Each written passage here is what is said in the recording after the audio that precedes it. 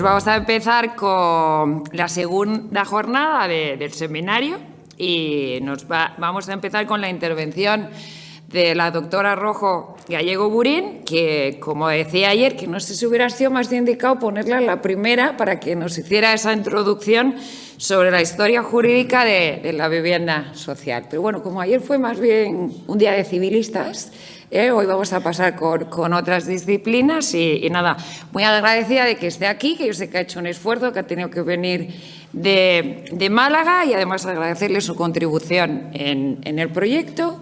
Y pues nada, adelante. Muchísimas gracias. En primer lugar, afirmar que es de justicia dar las gracias a la profesora Quesada Páez por dos motivos, tanto haberme permitido participar en su proyecto tan interesante y en estas jornadas tan fructíferas. Mi contribución se sale un poco de la línea civilista predominante, pero bueno, así vemos otra perspectiva. Y lo que va a versar es sobre la historia jurídica de la vivienda social, para poner de manifiesto cómo es un problema que ha padecido nuestras generaciones anteriores y lo cierto es que todavía no hemos sido capaces de resolverlo.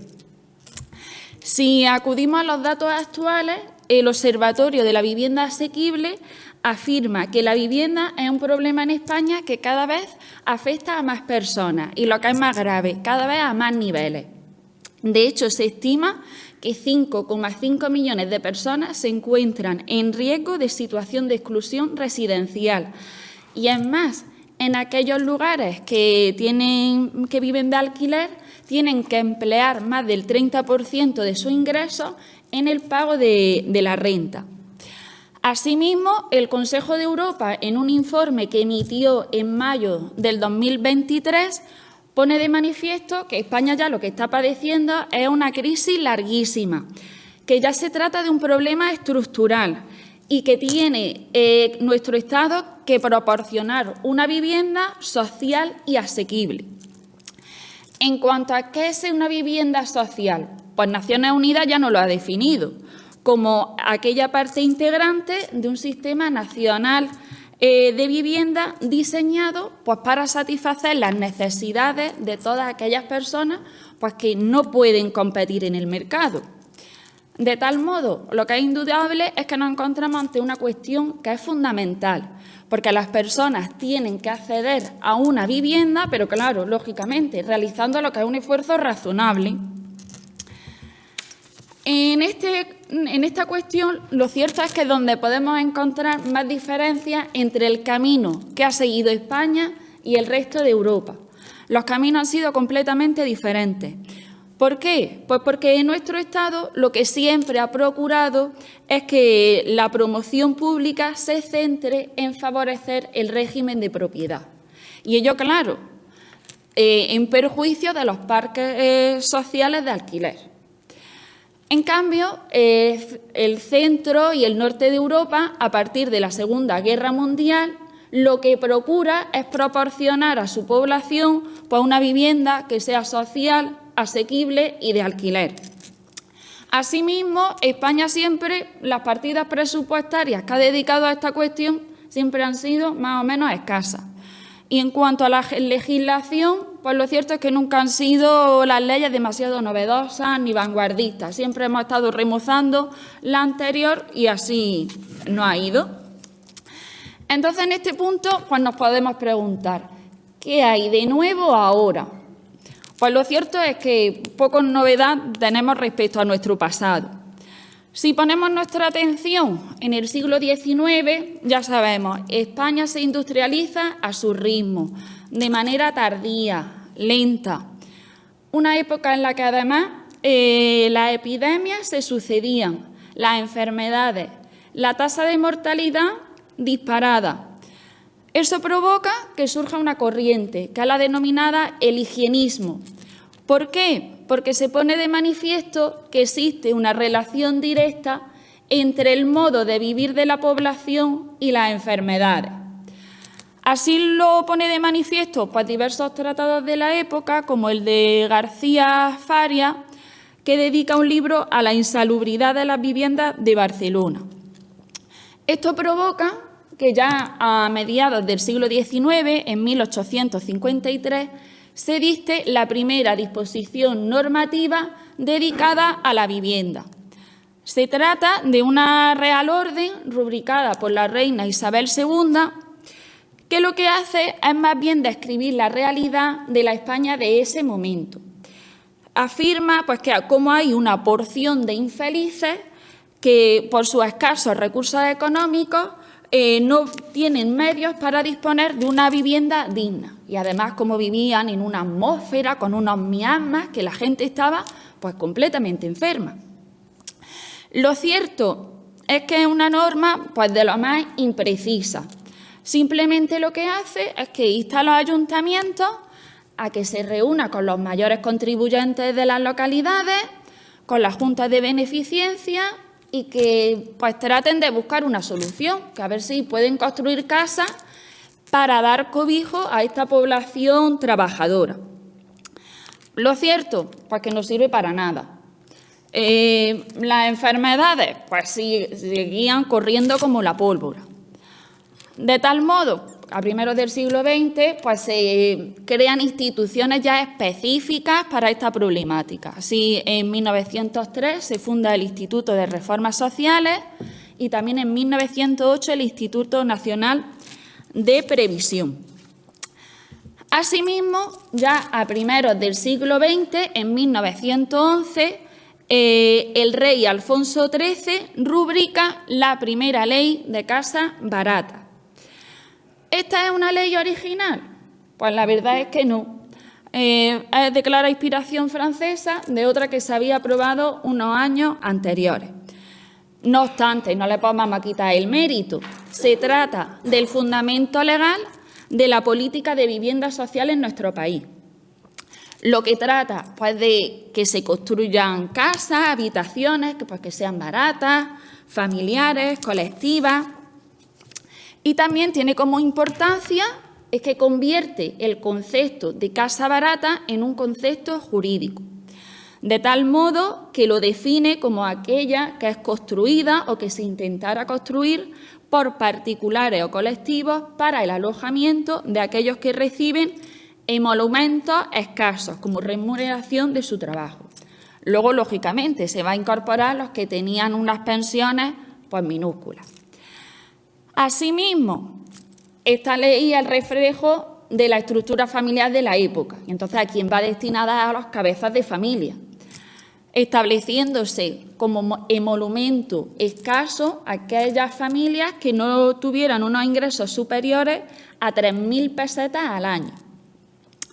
Asimismo, también es importante que establece una serie de cualidades técnicas que tenían que tener las casas en esa época. Y se establece pues, que tienen que estar alejadas de los basureros, de los estercoleros, de los cementerios, porque, claro, es donde estaba viviendo la población en ese momento. Asimismo, que tuvieran las casas agua potable. Todo ello pretende que se alcance pues, concediendo beneficios fiscales.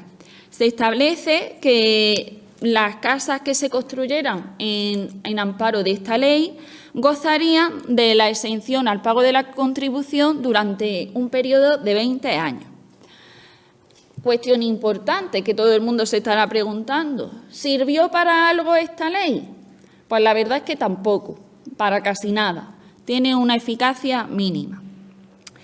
De hecho, se contabiliza que entre 1913 y 1920 solo se llegan a construir 1.200 residencias, que es una cifra minúscula para el problema tan grande que existía en ese momento.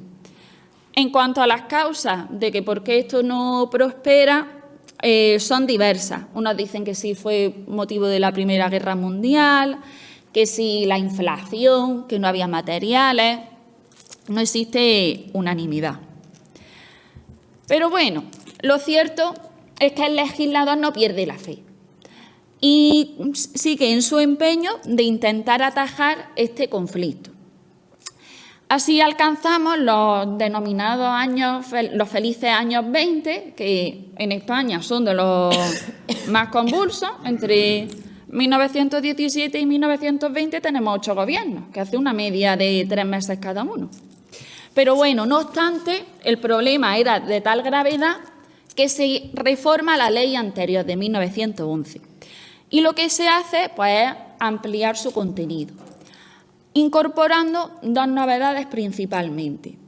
Por una parte, que se obliga a los ayuntamientos a que la mitad de lo que recaudaran en el impuesto de la plusvalía lo destinaran a la construcción de viviendas sociales. Y por otra parte, que era más relevante, se introduce el crédito del Estado. Se le concede la potestad de que dé préstamos para la construcción de este tipo de viviendas. De tal modo que a partir de este momento puede hablarse ya de una política pública de casas baratas. No obstante, tampoco nos podemos exagerar y no lo podemos considerar esto ni que fuera un derecho a la vivienda digno y ni mucho menos que fuera algo reclamable. Y bien, así ya en este orden de cosas alcanzamos el periodo de la Segunda República, un tiempo que es muy célebre porque se dice pues, que supone un gran avance en el reconocimiento y en la defensa de los derechos sociales. Pero también es verdad que esto es un tanto matizable. ¿Por qué? Porque si nosotros, por ejemplo, acudimos a la Constitución de la Segunda República, no encontramos ninguna referencia a la vivienda, pese a la magnitud del problema que se tenía en esos instantes. De hecho, en los primeros tiempos de la República, lo único que se hace es seguir aplicando toda la normativa de Primo de Rivera, no se introduce ninguna novedad. Hay que esperar al año 1935, cuando ya el presidente de la Segunda República, Niceto Alcalá Zamora, que estudia precisamente aquí en esta facultad, insta a Lerroux, un personaje pues, bastante controvertido, por decirlo finamente, y a que forme un gobierno de coalición. Un gobierno de coalición con la Confederación Española de Derechas Autónomas, la CEDA. Pues bien, en ese gobierno de coalición, el Ministerio de Trabajo se lo conceden a un miembro de la CEDA, Federico Salmón, un personaje pues, que, como era de la CEDA, en la actualidad es tremendamente criticado. No obstante, en ese momento se presentaba como una de las mentes más brillantes de la República. De hecho, era el ministro más joven y una de sus mayores preocupaciones, de hecho, va a ser luchar contra el paro obrero. Y de ahí que elabore la denominada Ley contra el Paro Obrero. Esta va a ser una ley que pasa a la historia a denominarse como la Ley Salmón, y va a ser importante tanto por su contenido como su vigencia, pues va a estar vigente hasta después de la Guerra Civil. Él tenía una idea muy clara. Él quería bajar el paro y al mismo tiempo dice: yo construyo casas, bajo el paro y así acabo con el problema de la vivienda. Y eso es lo que hacía. Lo hace como siempre, introduciendo beneficios fiscales. Entonces, eximía del pago de la contribución durante un periodo de 5 años. Por otra parte, ya él intenta luchar contra lo que ahora se denomina la España vaciada. ¿Por qué? Pues porque concede bonificaciones que iban a ascender hasta el 75% durante un periodo de 10 años para todas aquellas viviendas que se destinaran a las residencias de los agricultores y que además se localizaran en localidades con una población inferior a 1.000 habitantes. Por otra parte, también para fomentar la construcción, pues lo que hace es que simplifica la burocracia. Él toma medidas como que ya no fuera necesario la modificación de ordenanzas y demás. Y bien, ya así, esta va a ser la normativa que tengamos durante la Guerra Civil y ya durante los primeros años de la dictadura de Franco. Una vez que concluye el conflicto bélico, ya en 1939 el problema seguía, no se solucionaba. Y ya bajo el régimen de Franco se aprueba la ley de la vivienda protegida y de renta reducida. Asimismo, está la preocupación que se crea otra nueva institución, el Instituto Nacional de Vivienda, para estar con una función inspectora y controlar la calidad de las viviendas. Esta ley, de lo que se queja principalmente, es de que toda la normativa anterior se dejaba la iniciativa a los particulares. Y aquí se cree ya que a quien hay que apoyar es el Estado, que el Estado es quien tiene que tomar la iniciativa. Asimismo, en 1954 se reforma esta ley y ya encontramos la Ley de Vivienda de Renta Limitada. Lo mismo, introduce diferentes novedades sustantivas y procesales, simplifica el procedimiento para poder acogerse a las bonificaciones. Y es que lo que tenemos que tener claro es que los años 40 y 50 en nuestro país son durísimos, es el tiempo de la posguerra. Nuestro país se encuentra destruido por el conflicto que había acontecido. Además, la población marcha de las zonas rurales a la ciudad. De hecho, todas las películas estas tan españolas de Paco Martínez Soria, Alfredo Landa, con la maleta de cartón, dejan el pueblo y se van a la ciudad. El problema cada vez era más grave. De hecho, en 1957 se crea también el Ministerio de la Vivienda, que luego recupera Zapatero. ¿Cómo se intenta aquí en este tiempo fomentar la construcción de viviendas sociales? Pues bien, se establecía un procedimiento que consistía en que a las personas beneficiarias lo que tenían era que aportar un 10% del presupuesto de la construcción. Dicha cantidad, además, podía ser adelantada por la obra sindical del hogar. Entre un 40 y un 60% lo abonaba el Instituto Nacional de Vivienda y el resto, pues mediante préstamos que eran concedidos por los Montes de Piedad, los ayuntamientos, etcétera.